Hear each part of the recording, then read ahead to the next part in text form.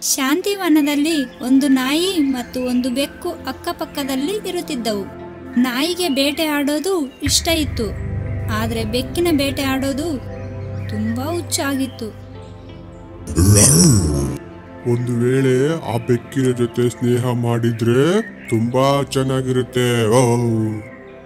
ಇಬ್ರು ಜೊತೆಗಿರ್ತೇವೆ, ಜೊತೆಗೆ ಬೇಟೆ ಆಡ್ಬೋದು ಪ್ರತಿದಿನ. ತಾಜಾ ತಾಜಾ ಮಾಂಸದ ಖುಷಿ ತಗೋಬಹುದು. ಬೆಕ್ಕಿಗೂ ಕೂಡ ನಾಯಿಗೆ ಇಷ್ಟ ಇತ್ತು, ಯಾಕಂದ್ರೆ ಅದು ಶಕ್ತಿವಂತ ಮತ್ತು ದೊಡ್ಡ ಪ್ರಾಣಿಗಳನ್ನು ಸುಲಭವಾಗಿ ಬೇಟೆ ಆಡುತ್ತೆ. ಒಂದು ದಿನ ಬೆಕ್ಕು ಮನಸ್ಸಿನಿಂದ ಯೋಚಿಸುತ್ತೆ, ಒಂದು ವೇಳೆ ನಾಯಿ ಜೊತೆಗೆ ಸ್ನೇಹ ಆದರೆ ತುಂಬಾ ಮಜಾ ಬರುತ್ತೆ. ನಾನು ದಿನಪೂರ್ತಿ ಕುಂತು ಆರಾಮಾಗಿ ತಿನ್ನಬಹುದು. ಒಂದು ದಿನ ನಾಯಿ ಬೆಕ್ಕು ಜೊತೆ ಮಾತಾಡಲಿಕ್ಕೆ ಮನಸ್ಸು ಮಾಡಿತು, ಮತ್ತೆ ಅದರ ಹತ್ತಿರ ಕೂಡ ಬಂತು. ಯಾವಾಗ ಬೆಕ್ಕು ನಾಯಿಯನ್ನು ನೋಡುತ್ತಾ ಅದನ್ನ ಪರಿಶಾನ ಮಾಡೋಕೆ ಸುಮ್ಮನೆ ಕುಂತಿತು. ಮತ್ತೆ ಜೋರಾಗಿ ಬೆಕ್ಕು ಕೂಗೋಕೆ ಶುರು ಮಾಡಿತು.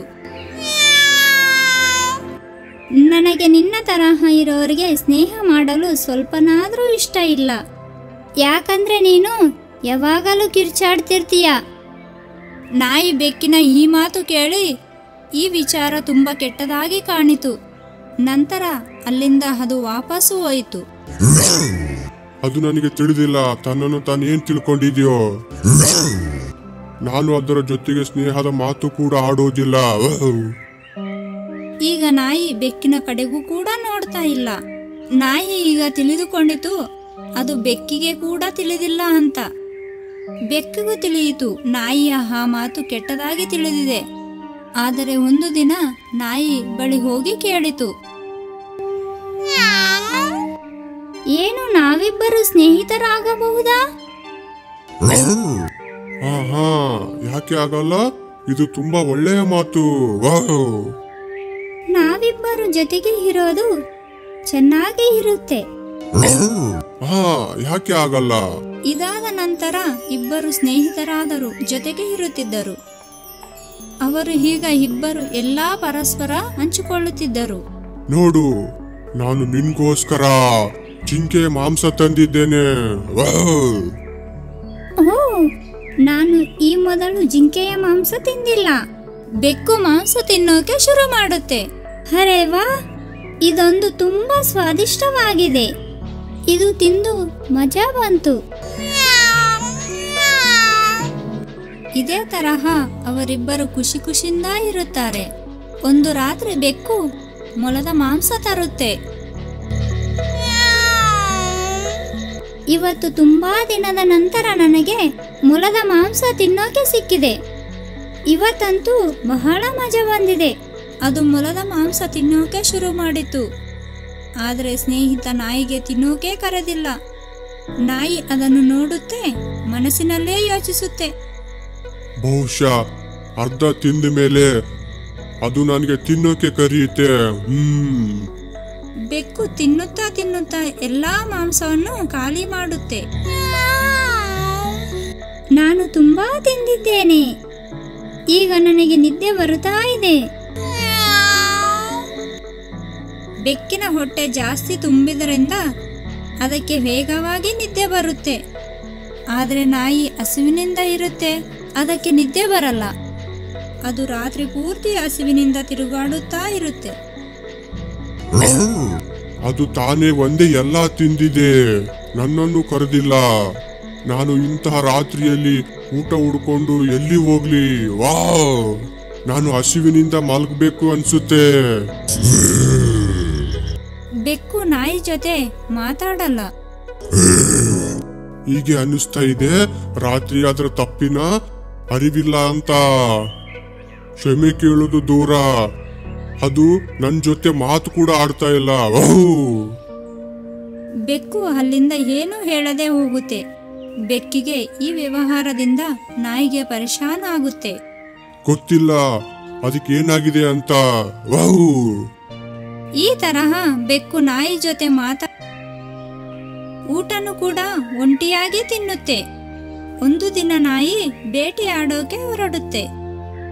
ಅವಾಗ ರಸ್ತೆಯಲ್ಲಿ ಬೆಕ್ಕನ್ನು ಒಂದು ನರಿ ಜೊತೆಗೆ ಮಾಂಸ ತಿನ್ನುತ್ತಿರುತ್ತೆ. ಮತ್ತೆ ಅದನ್ನು ನೋಡಿ ನಾಯಿಗೆ ದುಃಖ ಆಗುತ್ತೆ.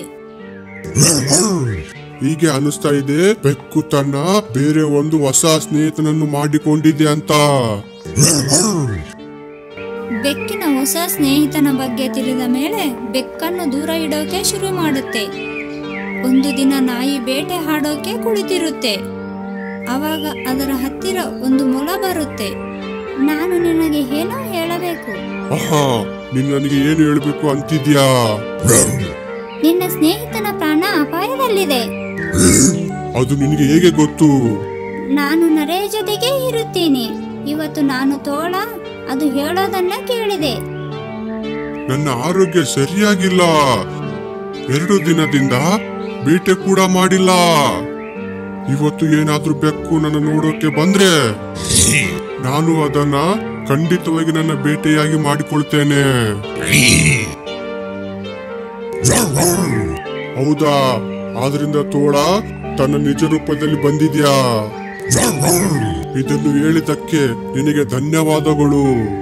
ತನ್ನ ಸ್ನೇಹಿತನ ಪ್ರಾಣ ಅಪಾಯದಲ್ಲಿದೆ ಎಂದು ಈ ವಿಷಯ ತಿಳಿದು ತೋಳದ ಜಾಗಕ್ಕೆ ಹೋಗುತ್ತೆ. ಆದ್ರೆ ಅಲ್ಲಿ ತನ್ನ ಬೆಕ್ಕು ಕಾಣುವುದಿಲ್ಲ. ನನ್ಗೇನು ಗೊತ್ತು, ಆ ತೋಳದಿಂದ ಬದಲಾಯಿಸಲು ಮೊಲ ನನಗೆ ಸುಳ್ಳು ಹೇಳಿರ್ಬೋದು. ನಾನು ಯಾವುದೇ ಆವೇಶದಿಂದ ಹೆಜ್ಜೆ ಮುಂದೆ ಇಡಬಾರ್ದು. ಅವಾಗ ಬೆಕ್ಕು ಅಲ್ಲಿಗೆ ಬರುತ್ತೆ. ಅರೆ, ನೀನು ಎಲ್ಲಿಗೆ ಹೋಗಿದ್ದೀಯಾ? ನಾನು ತುಂಬಾ ಹೊತ್ತಿನಿಂದ ನಿನ್ಗೆ ಕಾಯ್ತಾ ಇದ್ದೆ. ಅಂತದೇನಾಯ್ತು? ಯಾಕೆ ನನ್ನ ಸಲುವಾಗಿ ಕಾಯ್ತಾ ಇದೀಯಾ? ನಿಲ್ಲು, ನಿನ್ನ ಹತ್ತಿರ ಬಂದು ನಿನ್ಗೆ ಪೂರ್ತಿ ಕತೆ ಹೇಳ್ಬಿಡ್ತೀನಿ. ತೋಳ ಬೆಕ್ಕಿನ ಹತ್ತಿರ ಬರುತ್ತೆ. ನೀನು ಇಷ್ಟು ಹತ್ತಿರ ಯಾಕೆ ಬರುತ್ತಿದ್ದೀಯಾ? ಏನಾಯ್ತು? ಇವತ್ತಂತೂ ನೀನು ನನ್ನ ಮೇಲೆ ತುಂಬಾ ಪ್ರೀತಿ ತೋರಿಸ್ತಾ ಇದೀಯಾ? ನಾನು ನಿನ್ನ ನಾಯಿಗಿಂತ ಜಾಸ್ತಿ ತಿಳಿದುಕೊಂಡಿದ್ದೇನೆ. ನೀನು ಏನಾದ್ರೂ ಹೇಳೋದಿದ್ರೆ ದೂರದಿಂದ ಹೇಳಬಹುದು. ಇಷ್ಟು ಹತ್ತಿರ ಬರುವ ಅವಶ್ಯಕತೆ ಇಲ್ಲ. ನಾಯಿಗೆ ತೋಳದ ನಿಯತ್ತು ಸರಿ ಕಾಣಲ್ಲ ಮತ್ತು ಅದು ಗಂಟು ಹಾಕುವ ಮೂಲಕ ತೋಳ ಇನ್ನು ಒಂದೇ ಹೆಜ್ಜೆ ಹಾಕುವ ಸಮಯ ಕಾಯುತ್ತಿರುತ್ತೆ. ಇವತ್ತು ನಾನು ನಿನ್ನ ಬೇಟೆಗೆ ಮಾಡಿಕೊಳ್ತೇನೆ. ನಾನು 2 ದಿನದಿಂದ ಹಸಿವಿನಿಂದ ಇದ್ದೇನೆ. ಏನು? ಇಲ್ಲ ಇಲ್ಲ, ನೀನು ಹಾಗೆಲ್ಲ ಮಾಡಲ್ಲ. ಈಗ ನೀನು ಇಲ್ಲಿಂದ ಉಳಿದುಕೊಂಡು ಹೋಗಕ್ಕಾಗಲ್ಲ. ತೋಳ ಬೆಕ್ಕಿನ ಮೇಲೆ ದಾಳಿ ಮಾಡುತ್ತೆ. ಆದ್ರೆ ಅವಾಗ ನಾಯಿ ತೋಳದ ಮೇಲೆ ಹಾರುತ್ತೆ. ನೀನು ನಾನಿರೋ ತನಕ ಅದಕ್ಕೆ ಏನು ಮಾಡೋಕೆ ಬಿಡಲ್ಲ. ಹೌದಾ? ನೀನು ನಿನ್ನ ಸ್ನೇಹಿತನನ್ನು ಉಳಿಸೋಕೆ ಬಂದಿದ್ಯಾ? ಇವಾಗ ಯಾರು ನಿಮ್ಗೆ ಉಳಿಸೋಕೆ ಆಗಲ್ಲ.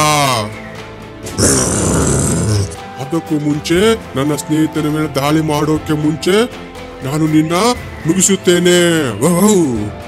ಅಲ್ಲಿ ತೋಳ ಮತ್ತೆ ನಾಯಿಗೆ ಜಗಳವಾಗುತ್ತೆ. ಅಲ್ಲಿ ಬೆಕ್ಕು ಓಡಿ ಹೋಗಿ ಮರದ ಮೇಲೆ ಹತ್ತುತ್ತೆ. ನೀನು ದೊಡ್ಡ ಮೋಸಗಾರ. ನೀನು ನನ್ನನ್ನು ಮೋಸ ಮಾಡಿದ್ದೀಯ. ನಾನು ಹೊಟ್ಟೆ ತುಂಬಿಸ್ಕೊಳ್ಳಕ್ಕೆ ಏನ್ ಬೇಕಾದ್ರೂ ಮಾಡ್ತೇನೆ. ಆವಾಗ ನಾಯಿ ತನ್ನ ಎಲ್ಲಾ ಶಕ್ತಿಯನ್ನು ಹಾಕಿ ತೋಳದ ಮೇಲೆ ದಾಳಿ ನಡೆಸಿ ಅದನ್ನು ಮುಗಿಸುತ್ತೆ. ಕಾಪಾಡು ಕಾಪಾಡು, ಬಿಟ್ಟು ಬಿಡು ಬಿಟ್ಟು ಬಿಡು, ಕಾಪಾಡು ಕಾಪಾಡು. ಬೆಕ್ಕು ನಾಯಿಯ ಕಡೆ ಬಂದು ಹೀಗೆ ಹೇಳುತ್ತೆ, ನನ್ನಿಂದ ಬಹಳ ತುಂಬಾ ದೊಡ್ಡ ತಪ್ಪಾಗಿದೆ. ನಾನು ಸ್ವಾರ್ಥದಿಂದ ನಿನ್ನನ್ನು ಬಿಟ್ಟು ತೋಳದ ಜೊತೆ ಸ್ನೇಹ ಮಾಡಿದೆ. ದಯವಿಟ್ಟು ನನ್ನನ್ನು ಕ್ಷಮಿಸಿ ಬಿಡು.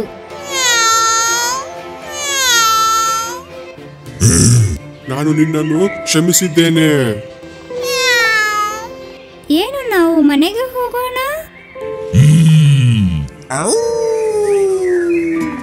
ಮತ್ತೆ ಇಬ್ಬರು ಜೊತೆಯಾಗಿ ಖುಷಿ ಖುಷಿಯಿಂದ ಇರಲು ಶುರು ಮಾಡಿದವು. ಒಂದು ವೇಳೆ ನಿಮಗೆ ನಮ್ಮ ವಿಡಿಯೋಸ್ ಇಷ್ಟವಾಗ್ತಾ ಇದ್ದರೆ ಇದಕ್ಕೆ ಲೈಕ್ ಮಾಡಿ, ಚಾನೆಲ್ ಸಬ್ಸ್ಕ್ರೈಬ್ ಮಾಡಿ, ಮತ್ತೆ ನಮ್ಮ ಕಾರ್ಟೂನ್ ಶೋ ಮೊಟ್ಟ ಮೊದಲಿಗೆ ನೋಡುವುದಕ್ಕೆ ಬೆಲ್ ಐಕಾನ್ ಪ್ರೆಸ್ ಮಾಡುವುದು ಮರೆಯಬೇಡಿ.